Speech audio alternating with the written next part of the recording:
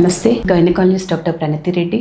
ఇవాళ నేను మీకు పీరియడ్స్ మీకు ఏమైనా హెవీగా అవుతున్నాయా, ఇది నార్మలే అని చెప్పేసి అలా వెయిట్ చేస్తూ వెళ్తూ ఉన్నారా? కానీ దీనికి ఏంటంటే రూట్ కాజ్ అనేది కనుక్కోవాలి. ఈ పీరియడ్స్ అనేది హెవీగా అవుతున్నప్పుడు దేని నుండి అవుతుంది, what is the reason for this అనేది ఫస్ట్ మనం ఇవాల్యుయేట్ చేసుకోవాలి. దాంట్లో ఫస్ట్ మనం స్కానింగ్కి వెళ్తాం అనమాట. స్కానింగ్ లో ఇద్దరు ఫైబ్రాయిడ్స్ ఉన్నాయా, ఎడినోమయోసిస్ ఉన్నాయా, పాలిప్స్ ఉన్నాయా, ఎండోమెట్రియల్, సర్వైకల్ పాలిప్స్, ఇవి common causes of the bleeding ఉంటూ ఉంటాయి అన్నమాట. ఇది ఇలా మనం ప్రొలాంగ్ చేస్తూ వెళ్తే మనకి హెమోగ్లోబిన్ తగ్గడం కానివ్వండి, నీరసం రావడం కానివ్వండి, లేదా డైలీ యాక్టివిటీస్ లో మనకి డిస్టర్బెన్స్ అనేది ఉంటూ ఉంటుంది. సో ఈ ప్రాబ్లమ్స్ మనం స్కాన్ అనేది చేయించుకున్నాక మీ ఏజ్ ని బట్టి, ఐదర్ ఫైబ్రాయిడ్స్ ఉన్నాయనుకోండి, సైజ్ ఆఫ్ ద ఫైబ్రాయిడ్ బట్టి, సైజ్ చిన్నగా ఉందనుకోండి, ఇప్పుడు కొత్తగా టాబ్లెట్స్ కూడా వచ్చాయి ఎర్గోలిక్స్ అని చెప్పేసి, వాటితో కూడా చాలా మంచి రెస్పాన్స్ ఉంది ఫైబ్రాయిడ్స్ కరగడానికి.